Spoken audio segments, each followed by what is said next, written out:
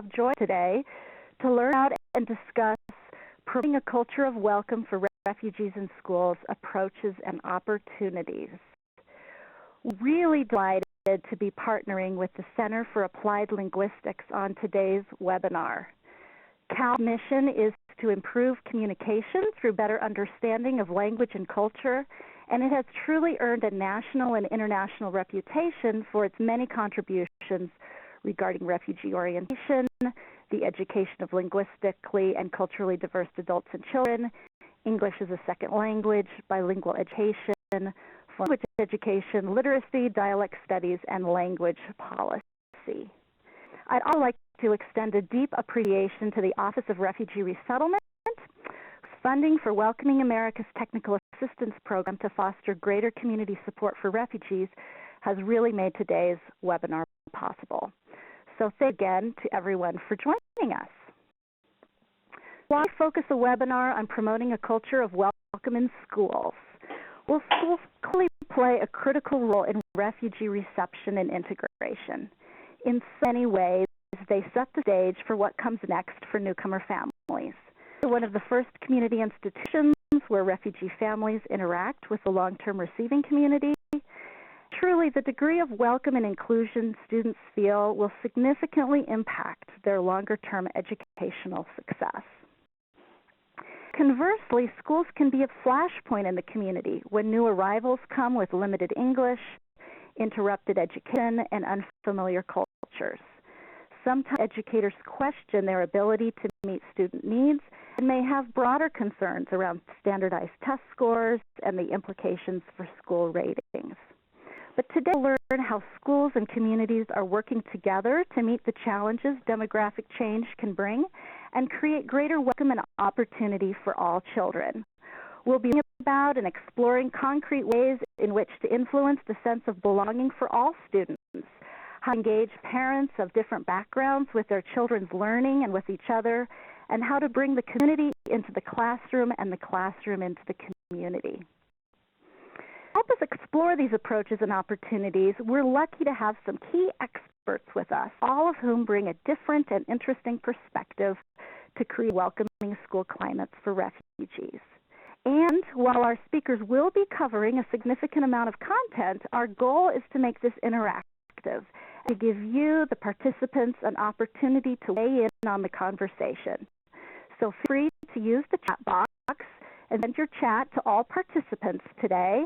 And be sure you participate in particular with the interactive exercises that will be coming up. As you'll see from our agenda, we'll begin today with some remarks from Sonia Bebek, who will discuss key ingredients of welcoming environments, and shift to a school district perspective and hear from Sharon Herman from Houston. Andy Kudzlak will discuss how refugee resettlement agencies can support welcoming schools, and we'll wrap up with remarks from a refugee student, Spai, who will talk about her personal experiences and recommendations. After our speakers, we'll begin a moderated discussion, and we'll look forward to hearing not only your questions, but also learning from your experiences in creating greater welcome. So with that, I would like to turn it over to our first speaker, Sonia Bebek, and I'd like to just introduce you to her a bit. She is the director of the Center for Applied Linguistics Refugee and Immigrant Integration Programs. And in this capacity, Sonia manages all refugee and immigrant integration program activities, including national technical assistance on overseas and domestic refugee orientation, development of curricula, production of videos and publications, and design and delivery of capacity building trainings and presentations for partner programs in the U.S. and around the world. So with that, we'll turn the slide controls over to Sonia, and thank you, Sonia, for helping kick us off.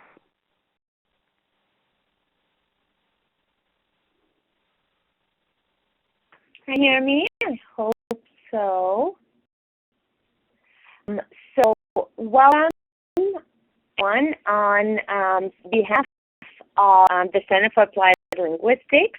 We are really excited about this collaboration with Welcoming America on a very important topic and it as well at the great interest that this webinar is generating. So I am going to set the stage a little bit for some of the great examples and practices and on-the-ground work that presenters that will follow me will talk about by talking about the context for our conversation today. From Raquel's viewpoint in our work in refugee resettlement from the overseas through domestic and refugee integration, and also some of our work in the K-12 setting.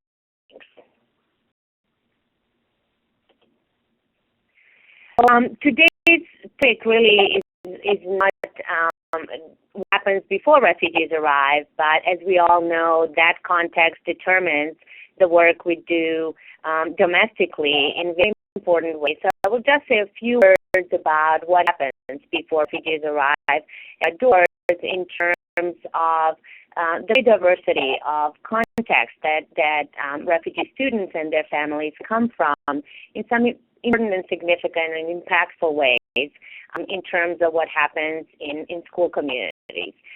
One is educational backgrounds, and those and all of you work with refugees in different capacities, resettlement agencies, schools, community service providers, all know that the diversity of backgrounds and contexts that refugees arrive with, refugee families and students in particular, is very, very broad. That includes educational backgrounds in their home countries. As to education in countries of asylum, we were recently talking with a colleague in Jordan who works with Iraqi refugees, and I was saying, if we were to implement extensive orientation for refugee children and youth, we would really have to think about perception of families about the importance of education, because refugee children there attend school, and that is a very, very important part of their experience while away with settlement in the U.S., and it would really compete for their time. And in some other settings, some of the camp-based populations, the access to education, whether formal or informal, during the time of displacement, pre-resettlement, is not plentiful, and those students and those families arrive in the U.S. with interrupted education or often a much less comprehensive of an understanding of what schools in the U.S. and school communities are going to look like for both parents and children. And then the last point on the overseas context, as many of you know, there is cultural orientation overseas provided to U.S. by refugees.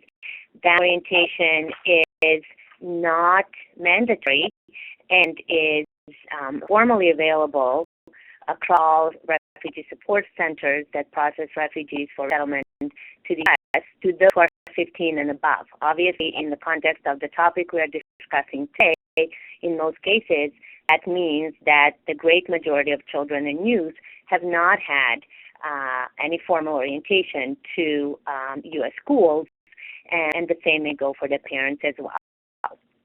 And is a topic in adult orientation overseas, but on average, refugees may receive 25 hours of orientation with many topics, and this may amount to about an hour of a conversation around the education topic. Now, there are some support centers that do offer orientation to refugee children and youth while their parents attend adult CO.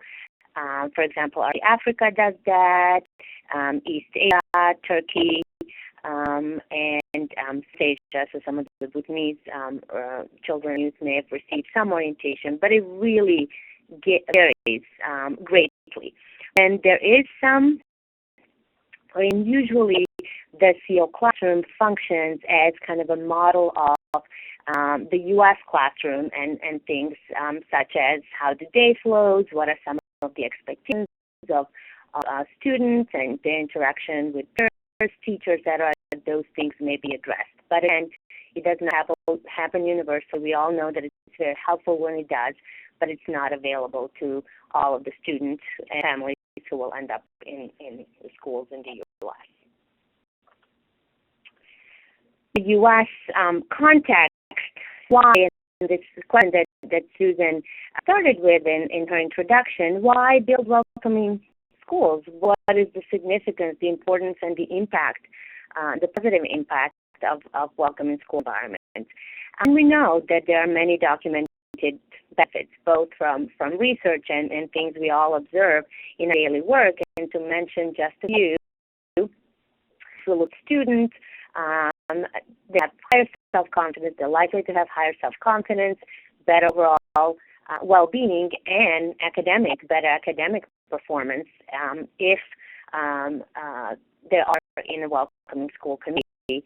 And so for schools, attendance rates, positive impact on attendance rates, lowering dropout rates, and improving rates of parental involvement of families are just a few examples of benefits that have been well documented. So, and to echo what Susan was saying about interactivity, would love to hear from you just for a minute. And if you could type in your chat box, what are the key ingredients of a welcoming school in your opinion and in your experience?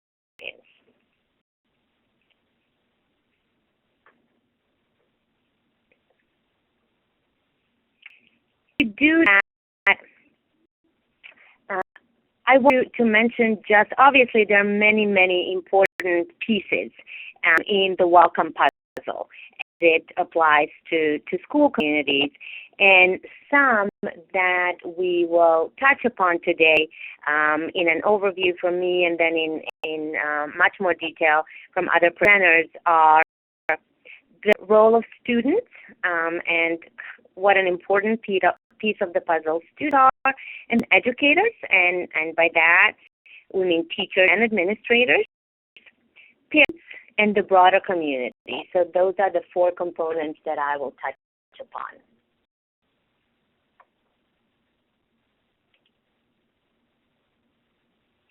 Just to mention a few things, a few highlights of things that have been done and that have worked, and the presenters that will follow me will illustrate these in much more detail and bring them to life in when they talk about their work and experiences in their communities.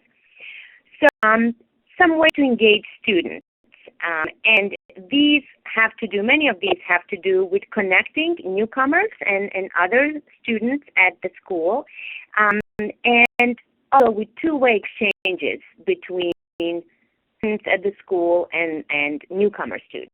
So some examples are after-school clubs, using existing students or students that had previously been at the school to offer tours to newcomers, having them kind of illustrate school life by taking pictures of school routines and preparing an orientation binder for new students. This is one that has worked in wonderful ways in many contexts. Then to move on to the language aspect, which is an important one, and kind of language and culture welcome, having students label parts of the classroom in English and their home language. And a really, really critical piece of kind of one in terms of cultural language of incoming students, giving them an opportunity to share about their home cultures and languages with others at the school, both peers, teachers, and administrators, and educate them that way. And then another one that touches upon language, having bilingual students work with newcomers and providing additional language support through the use of bilingual dictionaries.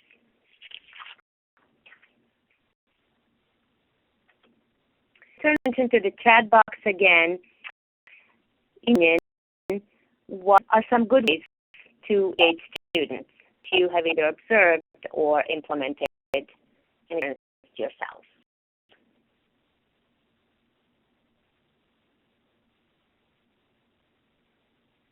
And there's a lot about encouraging interaction and mutual education in what you have typed so far, and obviously that is an important thread and theme that will be weaving its way through all of the presentations that we will have today.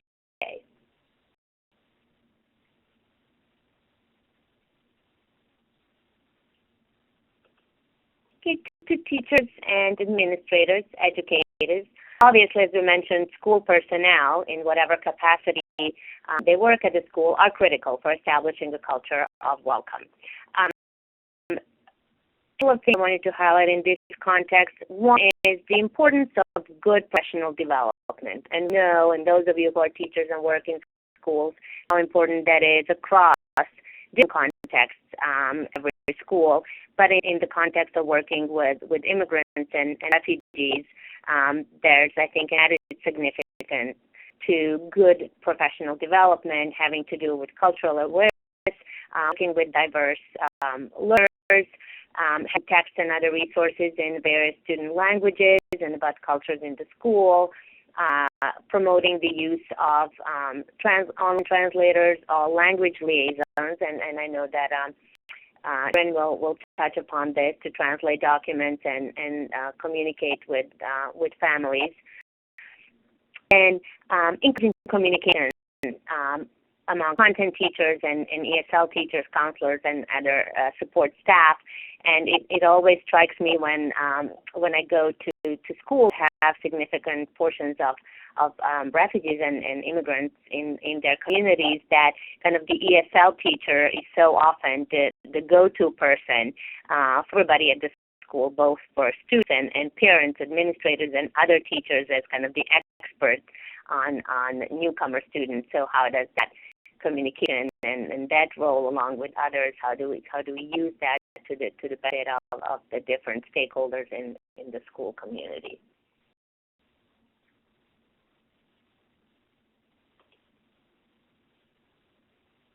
Question for you: what are some examples or some thoughts you have on educators?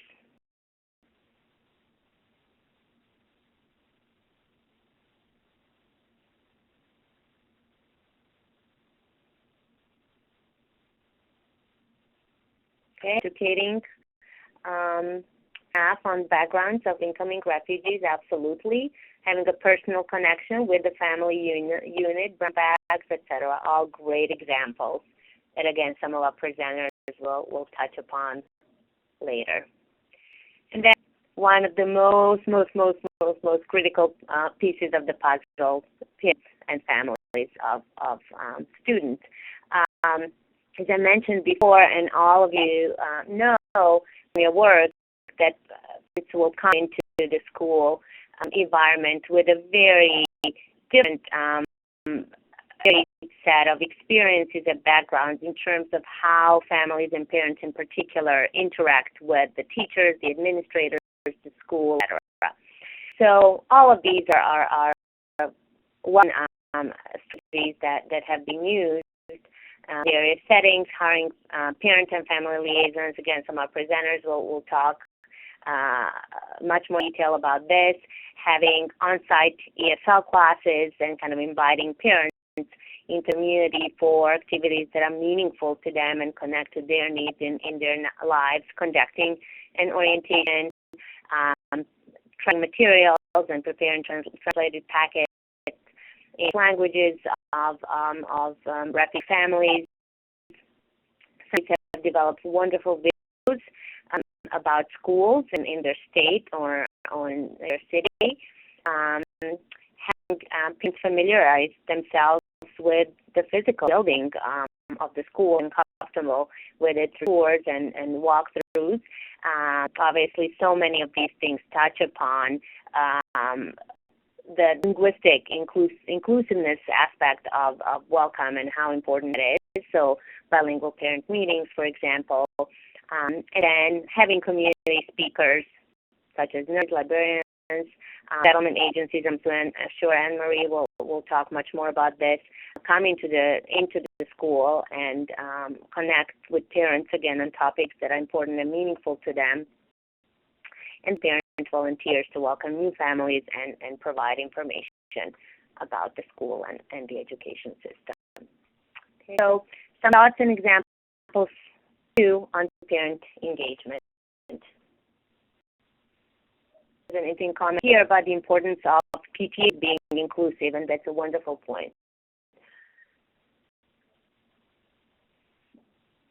And having transportation, very, very key. We know that that's an obstacle and barrier to many refugee families and other immigrant families in schools.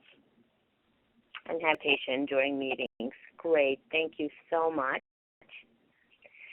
The final piece, not include all the pieces you have to mention that are important, but just focusing on these four that I mentioned at the beginning of my bit. That is the great importance of engagement of the broader community, and I think Welcoming America has been helpful to all of us in really focusing our attention more on what that means and how to make that happen in different communities, including schools.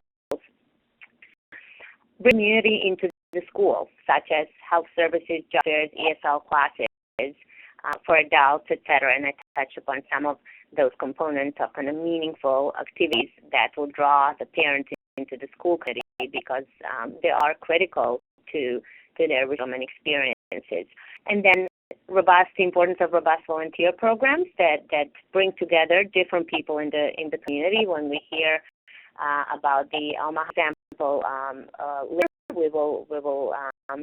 we all thinking about that and how it plays out in concrete ways in one community, and the importance of partnerships with their services along the lines of programming and support for families, participation in community service projects initiated by the school, students, and their families, again with the goal of bringing people together around a shared interest. Okay, no question from me. How do you engage the receiving community in your experience and in your observations?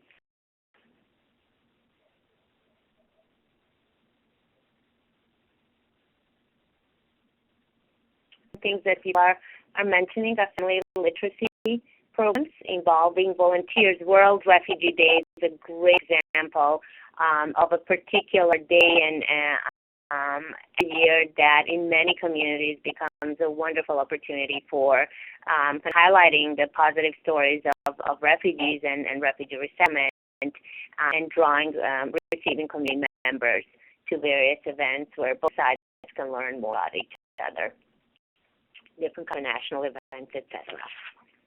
Thank you so much, everyone, for your thoughts. We will be taking a much closer look at this later, more than we're able to as we go through the presentations and compiling some of these. So I will now turn it over to Susan to introduce our next speaker.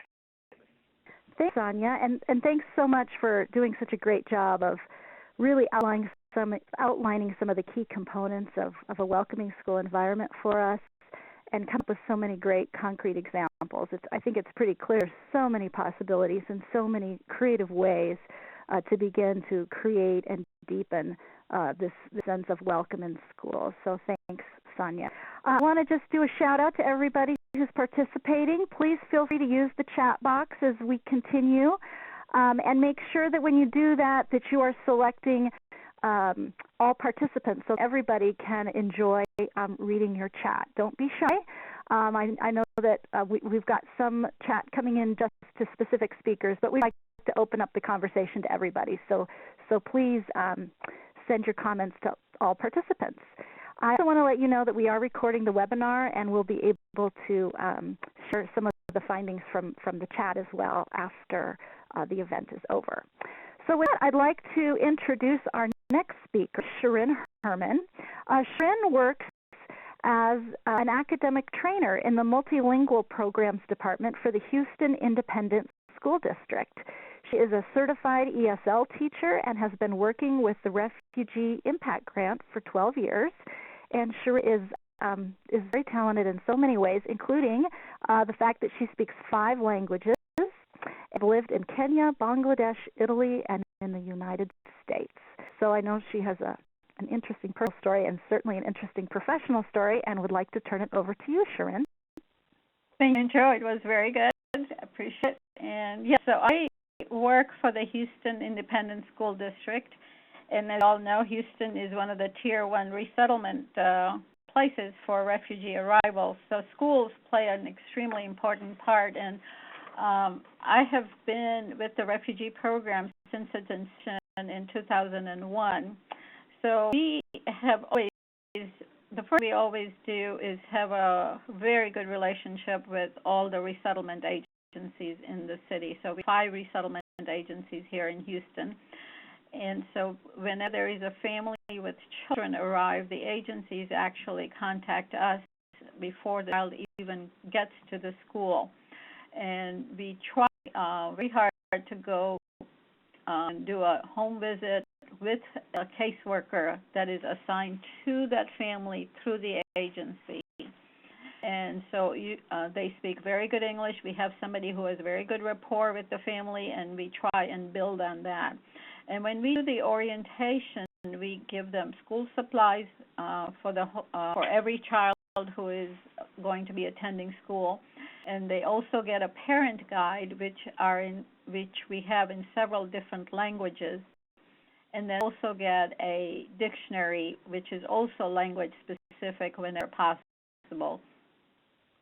So things really, of course, whenever we goes out, really make them feel like, wow, this is really nice. This is fantastic. You know, the kids are going to go to school soon. And at that meeting, several things happen.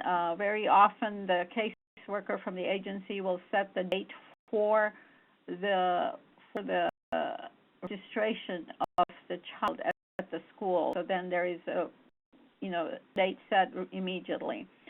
The school district also has a short video giving a tour of the school. It's like a generic kind of, here's the clinic, here's the registrar's office, here's the principal's office, that kind of thing. Of course, some schools are bigger than others and, create a more challenging environment when a parent walks into the school. I want to tell you that we utilize interpretation services extensively. We actually have a contract. We actually encourage our teachers to call us across the district whenever they want a parent-teacher meeting. Also, at the home, when we do initial orientation, parents are told very clearly that we expect them to come to the school and we want them to come to the school. And language should not be a barrier. That there is, if language is an issue, please let us know. We will have an interpreter for you at the conference. So the parents are first of all informed about that program also. Very often we do see parents very, just like Sonia said, very reluctant to participate in school because many cultures do not encourage that, which we do here in Houston very much so, want parents to come to school. So we kind of start off the relationship that way. And then when the child enters the school, of course, the child is tested for the level of English. And I have to tell you that there are several schools that actually have a very good fluid program of moving children from one level of class to another class, so that children are not like, okay, I'm stuck in this level 2 class for the whole year. They're very fluid in moving kids up to the next level as soon as the child is ready. A couple of our high schools also have, and you see the T-shirt up on the screen now, have an ambassador program, which really pumps up a child who is going to be helping the newcomer to the school. And they don't only just sit with the child for a couple of days, they actually escort the child for quite a while to the cafeteria, to the library, to all the scheduled classes. The teacher will also be introduced to the new student by the ambassador. So there's always like somebody holding their hand along the way, kind of, that this is where we go next, this is where we go next, that kind of thing. And the ambassadors feel very good about it, too, because they understand they've been in this situation before and, understand that where this new child is coming from. the ESL classes, while the child is in a particular level of ESL classes, the classes are always with the other children, like the physical education classes, the lunches, the debate class, or whatever other class, are always integrated into the other classes, so that the child is not felt like he's only moving around with other students who cannot speak English. And the schools are very adamant about making sure that the children are integrated at lunchtime and at PE and those kind of things. So they're across the board. In the guide also I want to cover is there is a very clear section on how a child graduates from high school. I apologize for this is the school bell. And so the child will actually, so the family will also get an oral description of how many credits the child needs and things like that, because as we all know, some parents will not be able to read the parent guide, even if it's in their home language. So we explain to them how the child will graduate and engage the parent in the whole process of getting credits, making sure that the child is completing the requirements.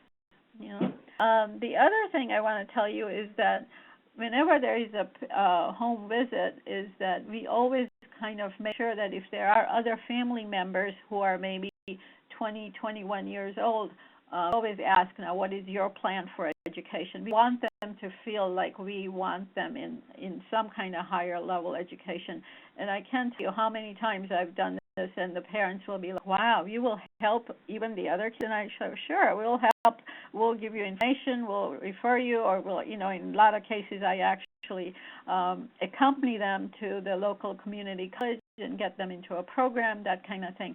And that's like, over and above, of course, what I would normally do. But when I see a 20-year-old, 22-year-old who obviously is not ready, who's not going to go to a regular high school, to make them feel like they also need to be in school. As far as schools are concerned, we have a large group parent-teacher meetings and, of course, the one-on-one parent-teacher meetings. And at the large group parent-teacher meetings, the schools will get an interpreter for several languages. Like we've had a Nepali group and then a Congolese group and so forth, and we would have an interpreter. And for, the parents would move with that interpreter so they can understand what the teacher is saying at any particular time. And we actually make sure that those groups that are attending that school, there is an interpreter available even for the large group parent meetings. So parents can completely feel like a part of the school life, actually. And then the other thing we have a cohort program that my colleagues and I have developed. The Refugee, we look at their attendance and their grades, and then anytime we feel like some of the kids are maybe not quite where they should be, or there is an issue of its attendance, we visit either with the child or with the teacher and see what the issue is. Is it because the child is having transportation issues, or is the child having issues at home? And if the child is having issues at home, we will definitely make a home visit quickly and see if we can help alleviate some of the issues that are going on at home. And of course, we discourage the child accompanying the parent to the Social Security office and health clinics and that kind of thing, which we all know happens. And we encourage children to come to school every day, kind of very much so. And that cohort program kind of follows through so that the family knows that there is somebody else kind of there to help them along if there is an issue.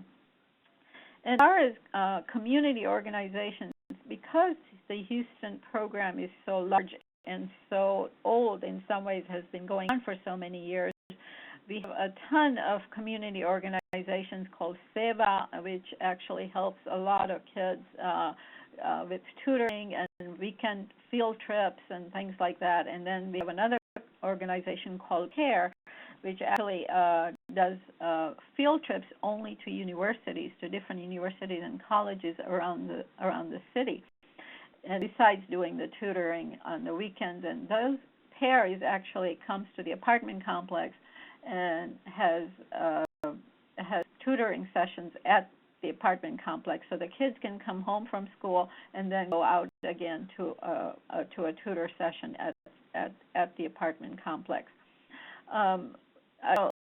We really feel like the Houston School District needs to be extra mile, and all my colleagues in the refugee program, we actually try and go as much as possible to the next level to make sure that the parent all barriers are taken care of when a child hits the school, and if the child is somehow relayed into somehow not attending or the grades suffer or things like that. And when we do a parent-teacher meeting with an interpreter, one of my colleagues is always there to advocate for the family. We've found that very often the family will be very coming about voice a problem to me, my colleague, but then when we sit in front of the school, they're very much intimidated by the surrounding, even by the personnel or whatever, and somehow everything is okay, and we will have to bring up the issues and said, oh, but I thought you said that was an issue, and then, of course, then we get to be talking a little bit more. So we are there to advocate also for the refugees, kind of, and make them feel like we want to hear if there is an issue, kind of thing. And with this, I think I'm going to turn it back over to Susan, and I'm open for questions. And also, you will see my email at the end. If you have any follow-up questions, feel free to email me. Thank you. Well, thanks so much, Sharon. And I can tell from the chat and the questions that lots of folks are intrigued with what you're doing in Houston. And I'll give everybody on the phone an opportunity to ask you questions a little closer to the end. So please save those. For Sharon. And I also want to just let everybody know I misspoke earlier when I asked you to send your chat to all participants. The all panelists function will work just fine. So I'm sorry about that confusion. So now we're going to shift from the great state of Texas to the great state of Nebraska. We are going to be hearing from Anne Marie Kutzlatz, is the Executive Director of the Southern Sudan Community Association, or SSCA Omaha, which is a refugee resettlement agency. Anne Marie has over 13 years of experience in nonprofit management and has worked at SSCA Omaha for about 7 years. She is the co-chair for the Omaha Refugee Task Force and is a graduate of the Nonprofit Association of the Midlands Nonprofit Executive Institute. She also has degrees in business administration and in accounting. So, Anne-Marie, let's hear from a refugee resettlement provider perspective. Thank you so much for this opportunity to share information about SSCA and our Omaha community. As you said, we're here to share the role and our perspective as a resettlement agency, but we're very fortunate that before we became a resettlement agency, the Southern Sudan Community Association was founded in the late 1990s as a refugee community center. So the agency began to assist Sudanese who were moving to Omaha at the time from other cities and states as secondary migrants. Program really began with a handful of volunteers and local community members to help the Sudanese learn English, obtain employment, and then also educate the local community about who are refugees, what is their legal status, why are they coming to Omaha. It began with a lot of community support and engagement. And then so around that same time frame, the Omaha Refugee Task Force was formed, which then other local service providers to help provide collaborative education and information sessions. They began with like the Red Cross and Methodist College.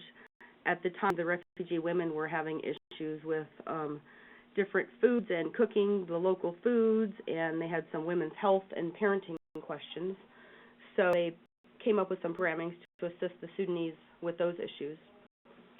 So we were the Sudanese Community Center, the one-stop resource for not only refugees, but also local community members and local agencies as well. Fiscal year 2000, we became a resettlement affiliate with Bureau of Population, Refugees, and Migration through the Ethiopian Community Development Council, so ECDC, they're our national office. And this allowed, refugees to be resettled to Omaha, overseas. The populations of the refugees that we assisted changed over the years, and refugees began arriving from Somalia, Burma, Bhutan. We still maintain that community center atmosphere. So the majority of our frontline caseworkers are refugees themselves who speak the languages and better understand the cultural adjustment and challenges that newly arrived refugees face.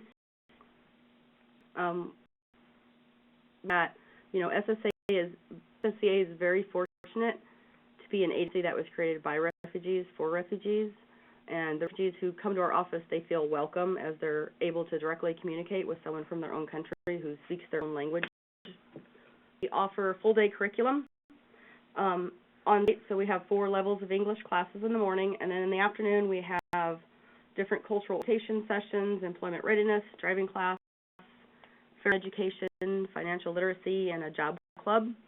And we also, we're located midtown around a lot of colleges, so we have a lot of college groups and students that come to our office not only to learn about refugees, but then to also assist as tutors in our English classes or in employment readiness, work on interviewing skills and studying for the citizenship test. So we've maintained ties to the refugee community leaders, and our refugee caseworkers have also become community leaders and assisted with this. We continue to hold listening sessions in the refugee communities. So what needs in the communities and how can we help fill those needs with collaborative programs and such. So the refugee community members understand that our agency can act as that liaison type role to the local service providers.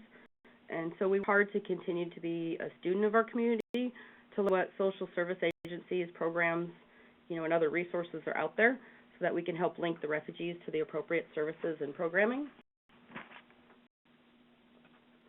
I mentioned the Refugee Task Force. You can see there are a lot of different committees. The mission of the task force is to advocate for the empowerment of all refugees and asylees to become self-sustaining and integrated members of the community. So we do that by sharing information every other month. We come together and share information about support services and programs that can help address refugee issues. But actual action takes place in the various committees.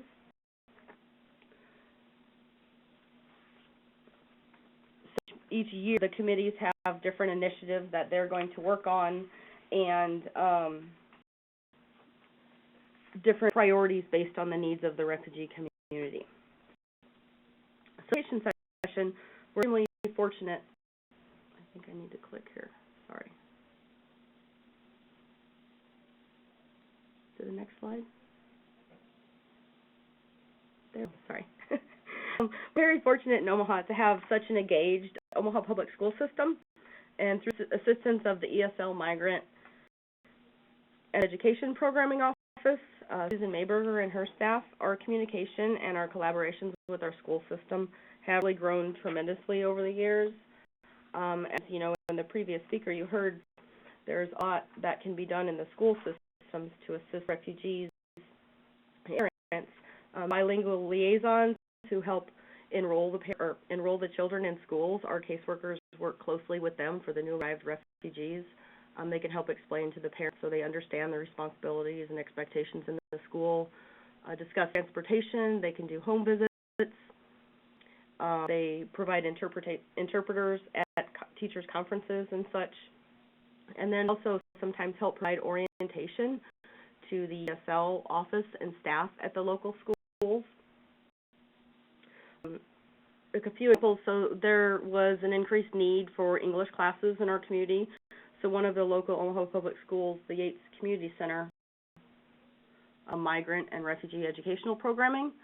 So there's preschool classes, parent and child learning sessions, as well as English classes, a sewing room, and a computer lab. And they've also created culturally proficient books for the refugee communities. And those books are written in the native languages of the refugees and then also in English, so we can use those to educate more local community members about refugee populations in Omaha. Our agency, the Yates Community Center, is like a refugee hub, and we're located about 5 blocks from each other, which is we're located around 3 or so miles within where the majority of the newly arrived refugees live. So different resources that they can obtain. Through our listening sessions in the refugee communities a few years ago, we learned that the Sudanese parents needed more assistance on how to communicate with their schools and follow up on students' expectations and such. Some of the parents were less literate than their quick learning children who were becoming more Americanized, and they didn't feel like they were on the same page. So we assisted some of the Sudanese leaders to help coordinate a community meeting. The community members picked the best time of day and date to hold the meeting, and then Omaha Public Schools presented the cultural adjustment information on the school system. We provided interpreters for those that were limited English parents. Another example, a while ago last year, there was some concern raised with some of the Karen students from Burma. They were showing symptoms and signs of potential gang activity on Facebook. Several agencies came together, Omaha Public Schools, the police department. We each put in a couple $100 and put together a Citizens Youth Academy, which was a several-day-long academy. So potential youth learned about the dangers of gangs, how to avoid them, warnings for parents, what parents should look for, how to communicate better with their children. And at the end of the week, there was a very large family picnic. And other, outcomes was that some of the youth, they didn't even realize that these selfies they were taking and posting could be potentially displayed or viewed as, gang signs or activity. So this program was somewhat of a precursor to the current Thrive program, which is an after-school club. So the Thrive program is now held in 5 Omaha Public School high schools. This is on leadership, knowledge, service, relationships, vision. There's 140 students in the program.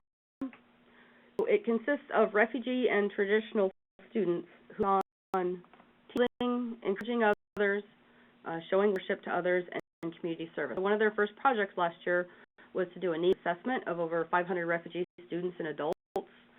So these Thrive members went into their community and did the assessments and interviews and determined that the priority needs in the communities were learning English, further education, maintaining culture, and then connecting to others and a desire and interest to connect to the general population in Omaha.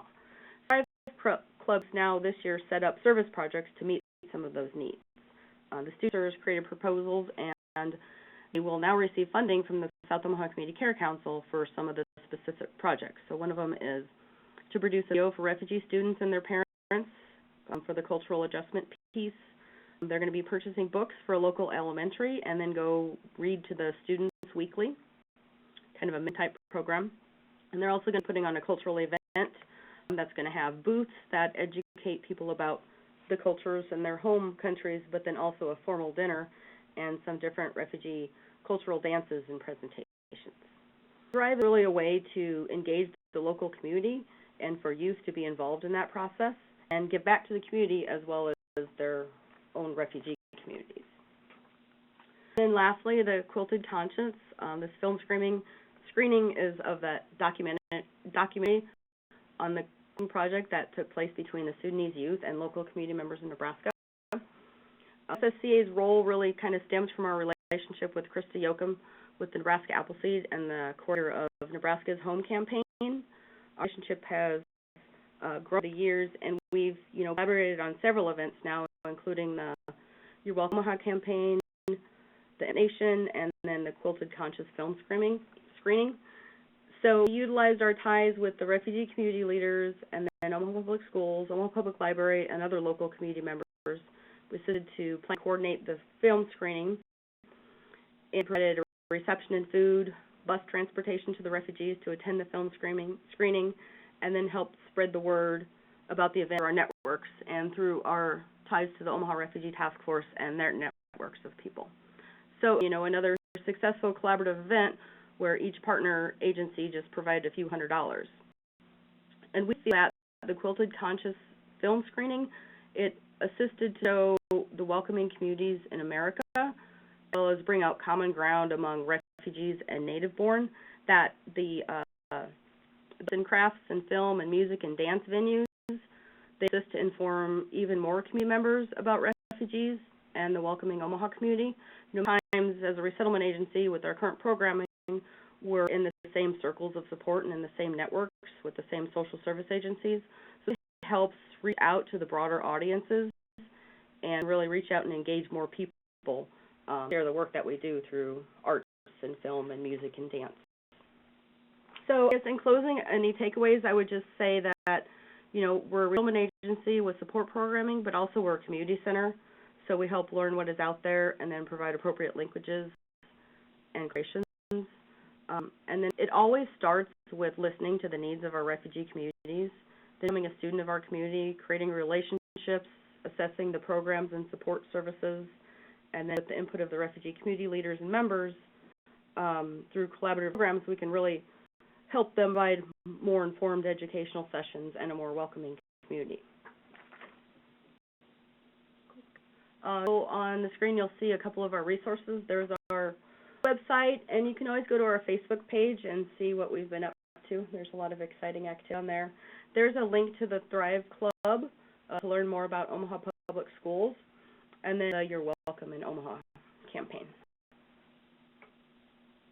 Well, thank you so much, Anne-Marie. What an inspiration to hear about all the work that's happening in Nebraska and all ways you're helping to build bridges between refugees and longer-term members of communities. So we have a question starting to come in for Anne-Marie, but we will put those on hold until we have a chance to hear from our final speaker, and then we'll get our moderated discussion going. I'm really pleased to be able to introduce our final speaker today, and hopefully the slide is going to advance, Spai, who is a refugee from Burma. She is a high school student herself. No webinar about welcoming school environment would be complete without hearing from a student who's actually working every day in the schools, trying to advance academically and build her future. And so Pa will be sharing her experiences with us today. She spent most of her childhood in a refugee camp in Thailand, and she's been in the U.S. for about 4 years now. She's a senior at Lincoln High School in Lincoln, Nebraska, and her goals are to become a nurse and to study human rights. So with that, I'd like to turn it over to Spai. Thank you for inviting me for the webinars. I'm really happy to share about Marie's in my experience. Keep going. Keep talking. You go ahead. My name is Spai, and I am Thailand refugee camp. Originally was born in Burma. Since I was 1 year old, my family moved to the refugee camp. It's because of Burmese and wars server, so we have to move. And that time, a lot of people, Korean people, were killed. When in the Lincoln, Nebraska, I studied at Lincoln High School. I feel about the conscious that when the contest helped me to draw a picture about my memory and what is my dream in the future, that makes me really excited because I have a chance to present what my life in the past and how our current people life and what usually they are doing. With this project, I saw all students who do with this project were really happy to share about memory and their dreams. People also, they have different knowledge and different opinions. But I was do with this project and to the families, it's me take off when I live in the refugee camp and stay with friends and we're studying. Because education is the most important where you live. And we study languages, Korean, Burmese, Thai, and my school made off with bamboo and how it's made off with bamboo. Nebraska doesn't have a job and we have no air conditioners, no control. We have a lot of food or enough clothing. Sometimes we just want to spend some money to buy a food, but we don't have it. There's survival and alive in the refugee camp because the United Nations help support our Korean people. So I just want to appreciate that so much. I will never ever forget it. The 8th United Nations help support our Korean people in the refugee camp that we can immigrate to the United States. Me and my family, we moved in the United States. And the first time when I came in the United States, I was really excited because I saw the beautiful building and I saw the beautiful house. And when I opened the refrigerator, there's a lot of food, and I was really happy. Okay, to get a free clothes in the People Health Center in Nika, because how like a refugee people who were the first time when they were in the United States. And the second thing the first time when I went to the school, I'm kind of sad and I'm not really happy because I don't know how to speak English. I don't understand when the teacher was talking, and friends always have to interpret it for me and have to explain it to me. So it makes me embarrassed because they're younger than me and they have to help me. But in about 1 year and a half, we started to feel happy again because as I know how to speak a little bit, and I to have a lot of friends.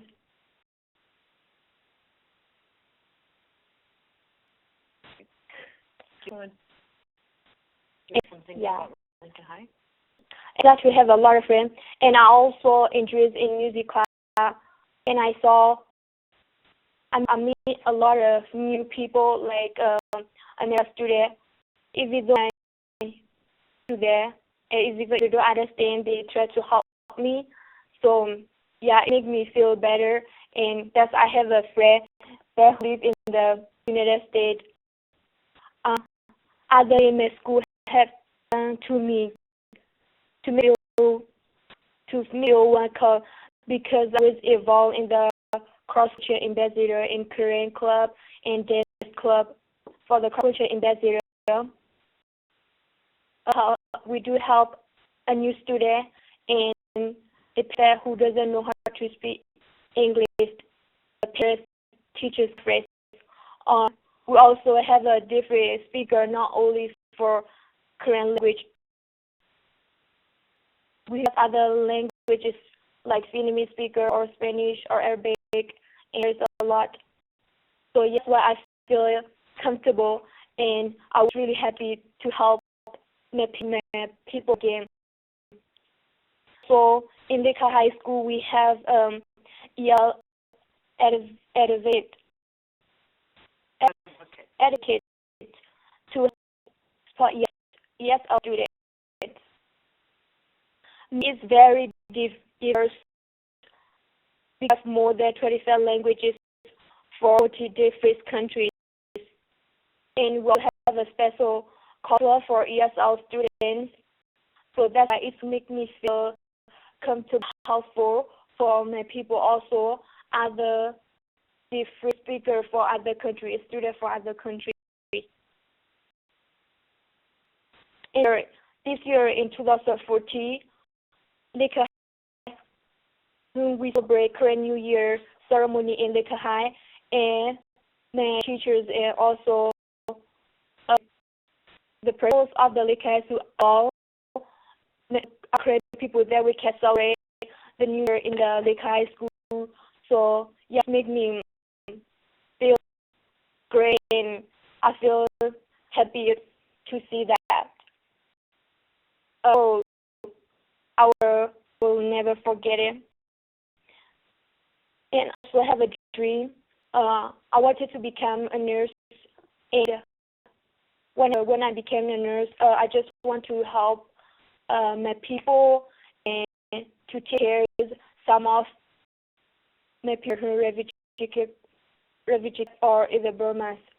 And to be there, I want Korean people. We have democracy, and we have a peaceful, because now our people doesn't have a democracy. We doesn't our create. if you question, you can ask me and contact me. Thank you so much for inviting me. Yeah. Well, I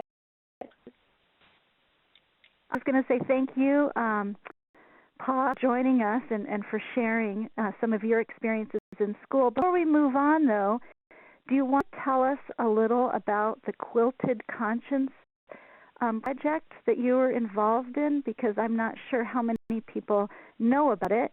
And we have these nice pictures on the screen of you quilting and staying in front of the quilt.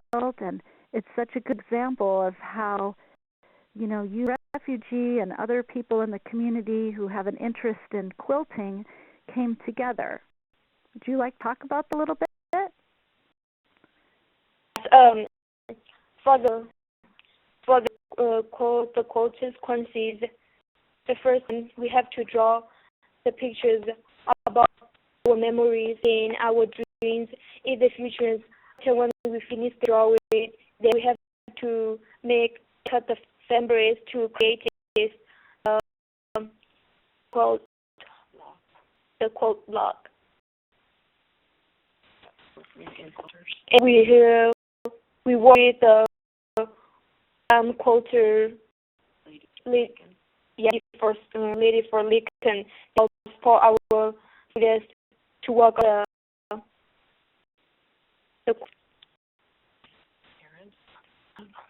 and that's also just the weaving. That if you make the weaving test, then you can make a clothes or bag, something like that. And it was something that you enjoyed doing? Did you get to meet some new people?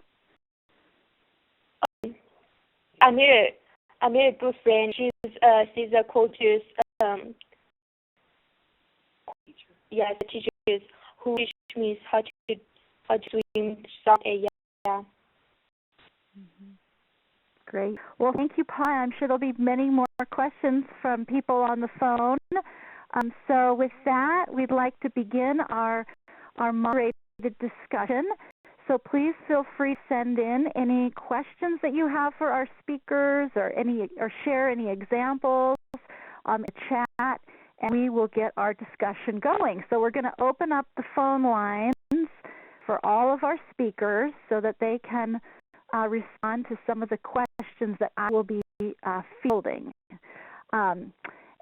One of the questions that came up pretty early on that I wanted to bring us back to, really a question perhaps for Sonia and for Shirin, and that is around this question around, so what does all really mean for student achievement, or what does it mean for graduation rates? What do you know about the link between promoting a welcoming, inviting school environment and what that actually means for student achievement and graduation rates?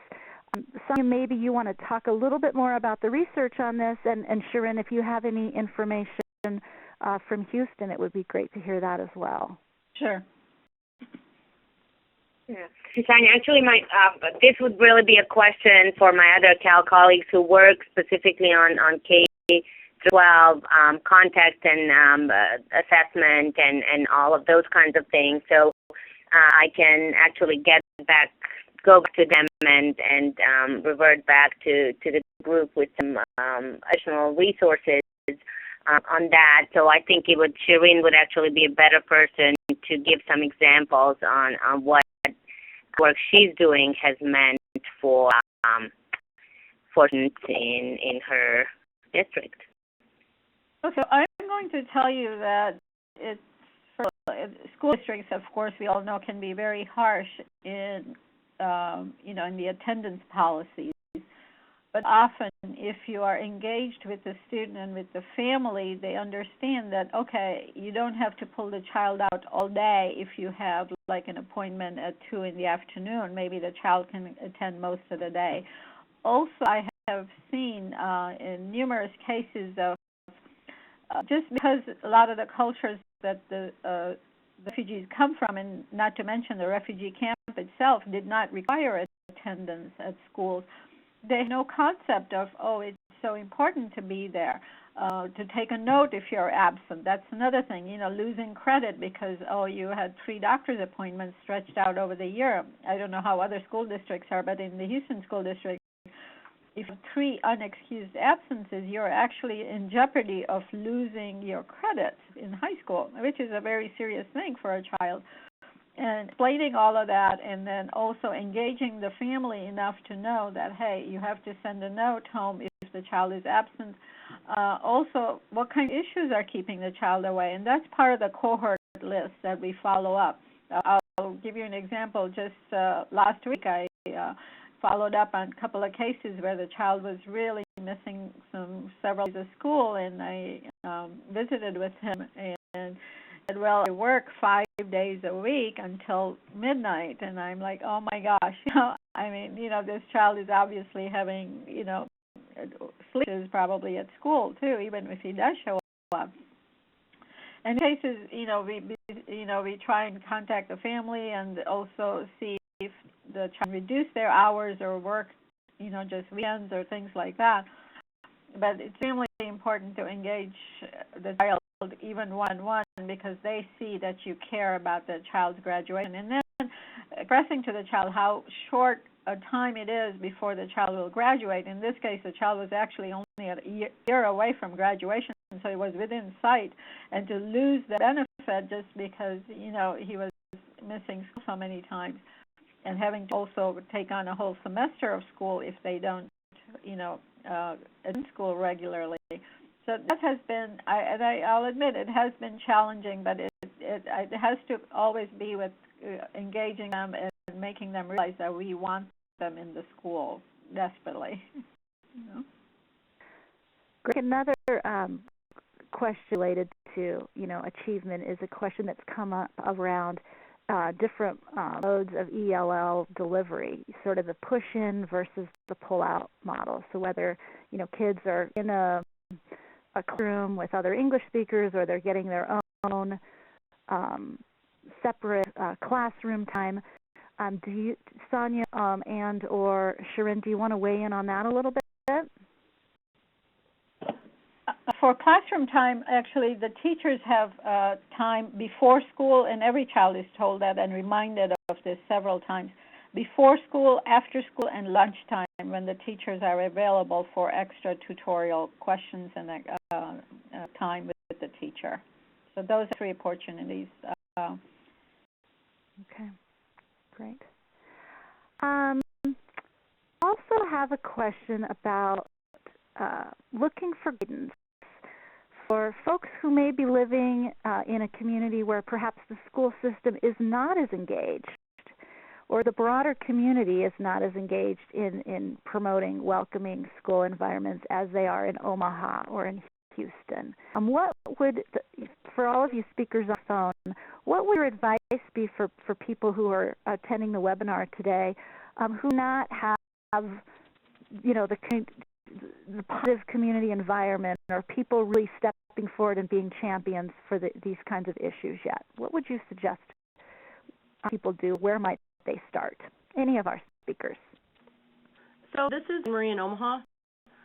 And I guess I kind of really started by going to the different social service providers and introducing myself and going to different community meetings to see what's out there.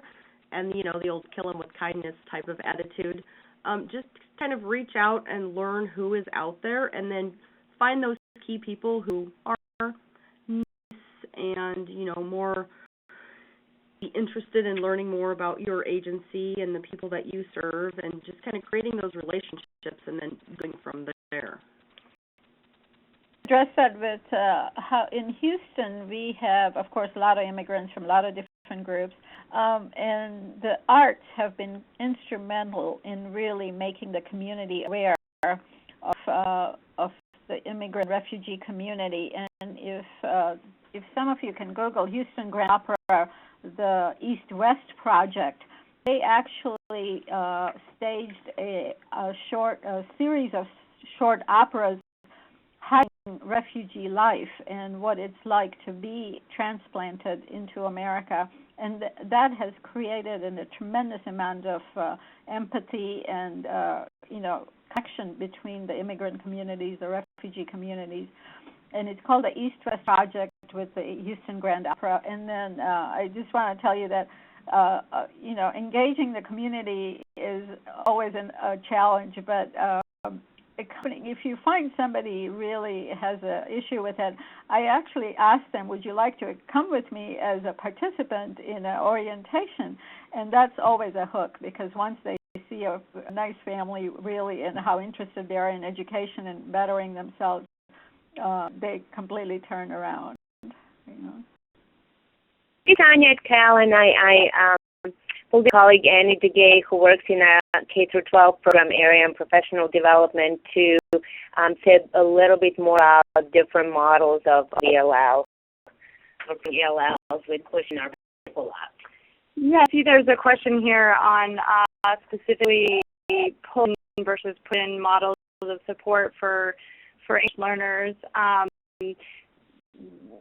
Every state has different regulations about what sorts of services you can provide. There might be restrictions on, for example, pulling students out only if they're like level 1 beginner English learner students.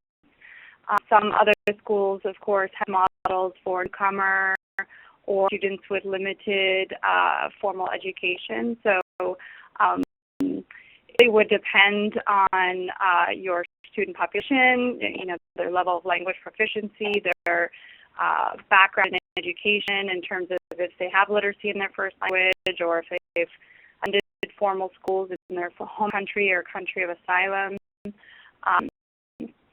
There are a broad number of models.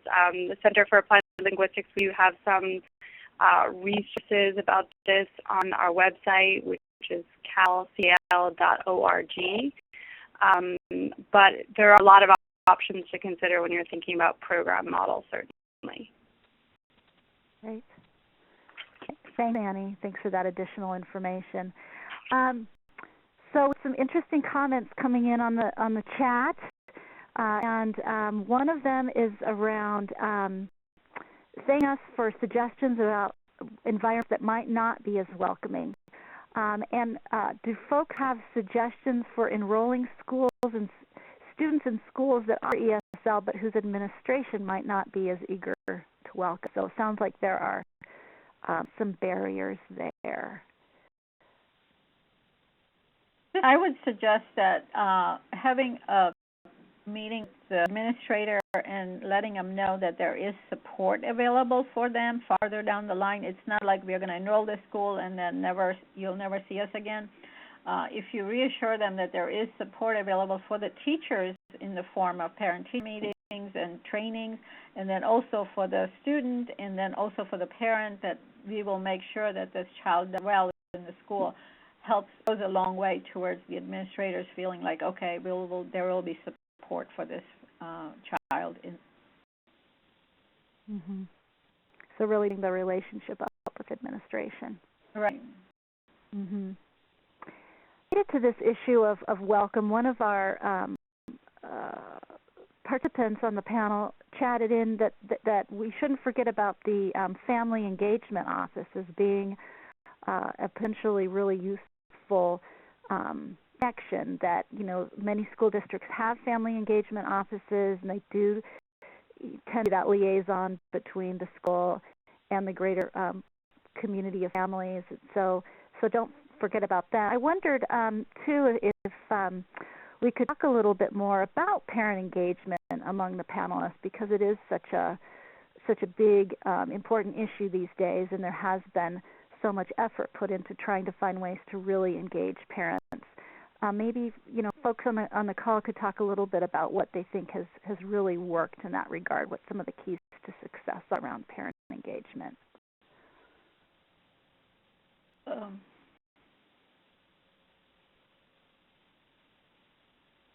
This is Shane, and I'll go first. We have had a lot of experience with parent engagement, and I and all my colleagues, we actually pick up people from the apartment complex and take them to the school.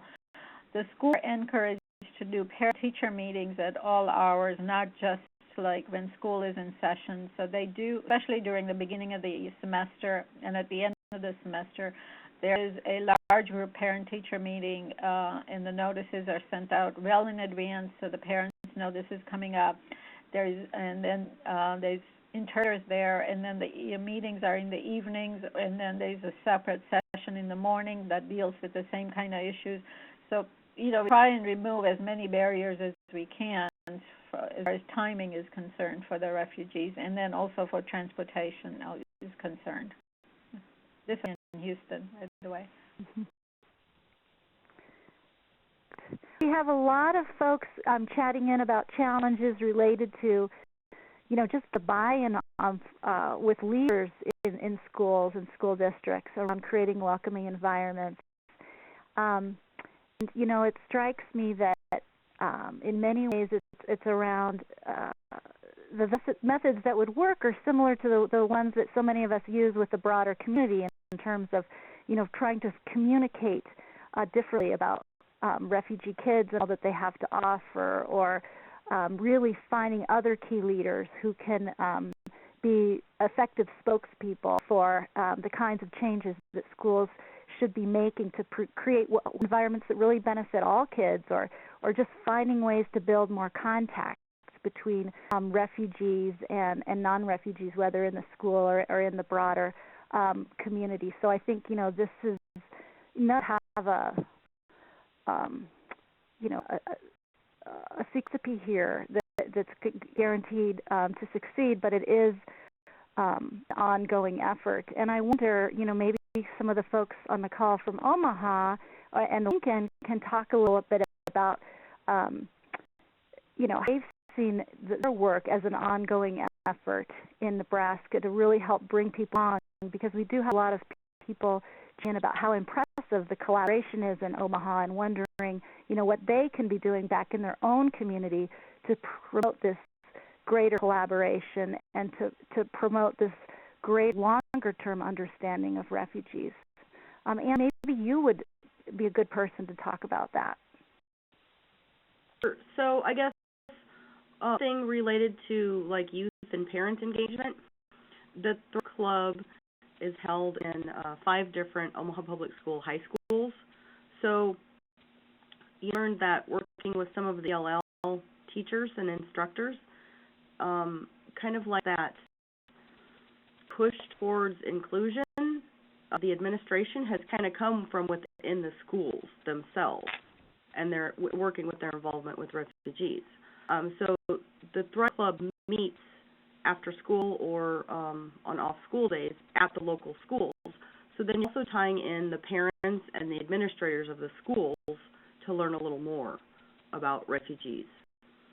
Also, I guess just going back to what I said before, is just going out and meeting people and creating those relationships and inviting them to open houses so that they can meet some of the refugees and see them in their English classes, and, seeing program action. We have had a few cultural events partnered with, where the community members can come and learn more about refugee cultural dances and things like that. That has definitely helped reaching out to other community. Yeah, I guess.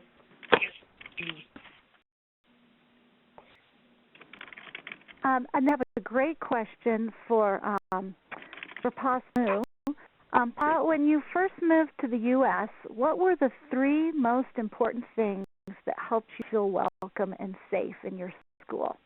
So if you think back to 4 years ago when you came here, what were 3 things that helped you feel welcome in your school?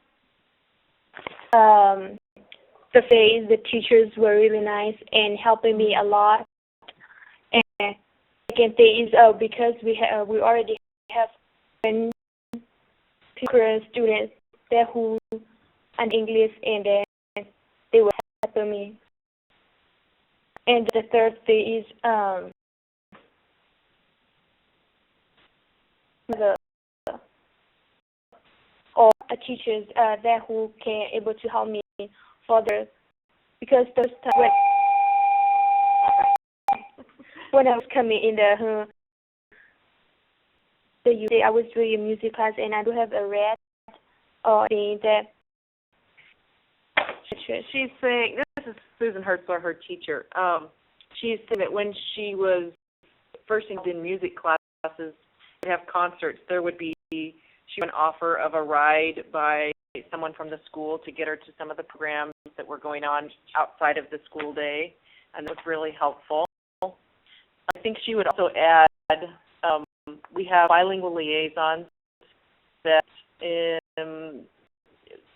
as go between for the community members and the school administrators and the teachers and the students themselves, which I think when they have such fear about the language and able to understand what other people are saying and or being able to get their needs met, that liaison can step in and at least things for everyone. And I think that is very helpful for those kinds of students. Right. And another follow-up question for you, Pa. Yeah. So when, for all people who are on the webinar today, who might be thinking, how can I do a better job of making refugee students feel welcome in my school, what would you suggest that they do? What do you think people who are working in schools could do to make refugee kids feel even more welcome? Do you have any ideas? Well, because we already have there for the ELL advocate that help the refugee people, ESL students. So can I help her out there a little bit? She's talking about we have a pair that we created a couple of years ago called EL Advocate, and the teachers, of course, are commenting on the courses that they're teaching and trying to help students with all the needs that come along with moving to a new country. And we have here at Lincoln High more than 200 ELL students, and so the need was apparent that we could on our own, I guess. And so there's a staff member who is here, available to the students all day long and after school to fill in those gaps that the teachers can't. And quite frankly, the bilingual liaisons are stretched between a lot of buildings also. So just have that additional person that those students know. We house them in a family resource center, and she is there, like I said, all day, every day to support the students in getting their needs met. So I think the kids use her quite a bit for all kinds of things. Great. Well, it sounds like you have so many great things in place in Nebraska, some really welcoming schools as well as some really great community partners, and I think it gives all of us something to really aim for and to think about back in our own communities, what pieces of we might be able to move towards implementing. So that really wraps up our moderated discussion portion, and we wanted to close out today's webinar, but just by bringing your attention to some additional resources. Of course, in 90 minutes, we can barely do justice to the topic of welcoming schools for refugees. And so we hope that you will take the time to look at some additional resources that may be helpful to you. Certainly, the BRICS website here has lots of great examples and promising practices that you may find useful in your work. I Learn America is a new film that actually takes place in a high school in New York and really tells the story of immigrant kids. If you haven't checked out the trailer, I would suggest you do that at ilearnamerica.com. and we can talk to you about ways in which to see the movie and how it can be used as a tool. And then we have a number of other resources up here that may give you helpful background information around schools and immigrant and refugee kids. And we finally on here have the UNHCR website to give you more information about some of the backgrounds from which some refugee students come from. I'm going to turn this next slide over to Sonia because this is one of Cal's great resources. And Sonia, maybe you can share with everybody a little bit about the database. Thank you so much, and actually Annie is here as well, and she may say a few additional words because she was involved with the work on this program. So interestingly, the school featured in the I Learn America film is one of the secondary newcomer programs, and these are, I'm sure many people on the phone who work in secondary schools are familiar with these. It's really programs to have more robust support systems and funding for work with newcomers. So a good way to use this database is either to look around and look at examples of some programs with various comprehensive approaches to school welcome. And another one is, if you know of or are working for such a program, to contribute to the database. It's a living document, and the point is really for practitioners to be able to learn from other programs who are working with newcomers in their school district, in the secondary school context, and to explore some of those practices or implement some of those practices. So the next slide, Susan, if you don't mind, I think you are the one. Oh, actually, I can move it. I wanted to mention a few refugee-specific resources that we have on our website, and the specific link for that resources is www.culturalorientation.net, and taking us back to some of the things I talked about in terms of the context. So there is a lot of information on refugee groups, going back historically and through the current groups that are arriving, the latest refugee backgrounder with information about the background, including educational and linguistic backgrounds of refugee groups, is the one on Congolese refugees, which we just updated earlier this month. And also there is a lot of information on overseas contexts in general, but also specific about orientation that refugees, both adults and also children, and youth, are receiving overseas with topics that occurred, areas of emphasis, etc. So if you're wondering what specific kinds of information about schools, for example, a family may have received, depending on where they're being resettled out of and which refugee support center has processed them, you will find a lot of information there, a lot of pictures and other general information that may be useful in your work communities and educating them about refugee students and refugee families.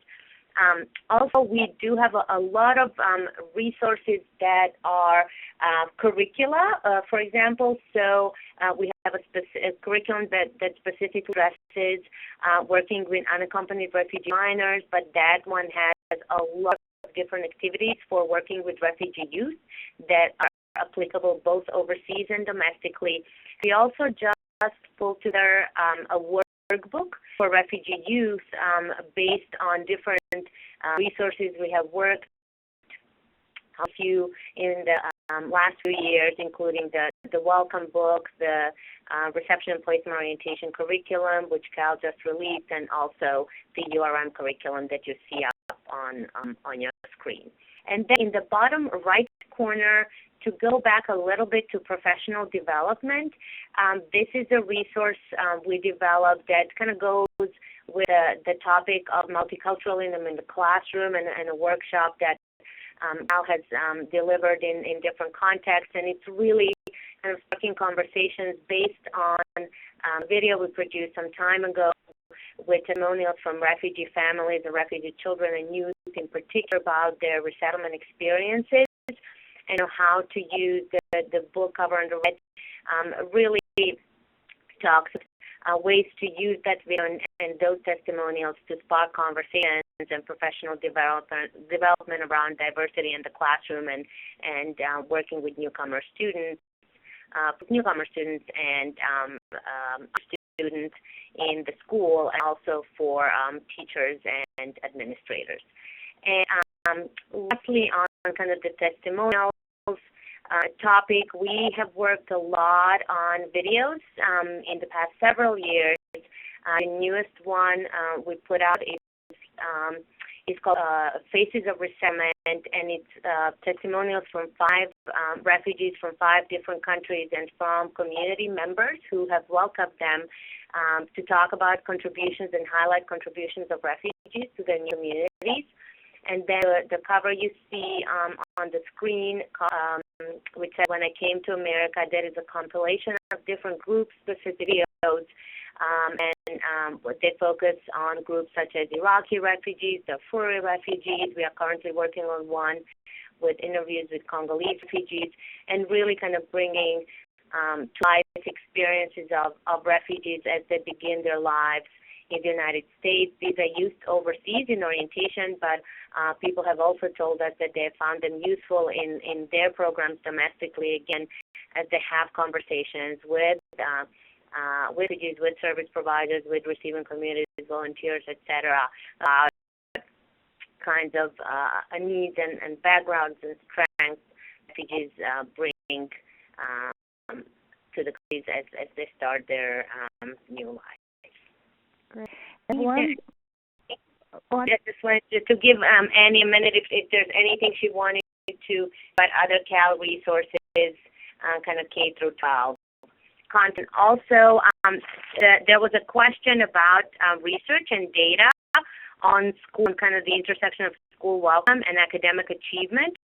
There are a few resources that we have, so I can share that, Susan, and maybe in a follow-up communication with participants, we can share some of those sources and links. Absolutely, we'd be happy to pull that together. Yeah, sure. In terms of, I know your time is running out.